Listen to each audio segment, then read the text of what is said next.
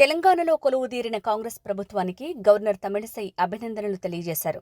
అసెంబ్లీలో ఉభయ సభలనుద్దేశించి గవర్నర్ ప్రసంగించారు. ప్రజలకు ఇచ్చిన హామీలను కాంగ్రెస్ ప్రభుత్వం నెరవేర్చాలని తెలిపారు. కాంగ్రెస్ ప్రభుత్వం ప్రజాసేవలో విజయం సాధించాలన్నారు. అణచివేత, అప్రజాస్వామిక పోకడల్ని తెలంగాణ ప్రజలు సహించరని తెలిపారు. కొత్తగా ఏర్పడిన ప్రభుత్వం ప్రజాప్రభుత్వం అని తెలిపారు.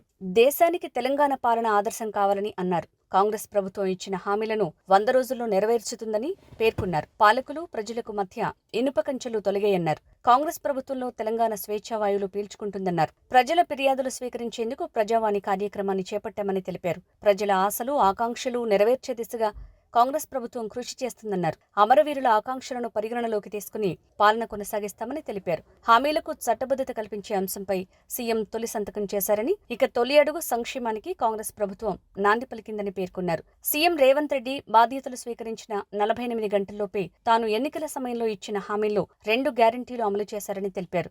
మేనిఫెస్టోలో చెప్పిన ప్రతి హామీకి ప్రభుత్వం కట్టుబడి ఉంటుందన్నారు. ప్రజల ఆరోగ్య భద్రత మేరకు ప్రభుత్వం ప్రాధాన్యతనిస్తూ రాజీవ్ ఆరోగ్యశ్రీని ప్రస్తుత అవసరాలకు తగినట్టు తీర్చిదిద్దారన్నారు. ప్రతి ఆడబిడ్డను మహాలక్ష్మిగా చేయాలనేదే కాంగ్రెస్ ప్రభుత్వ ఆలోచన అన్నారు.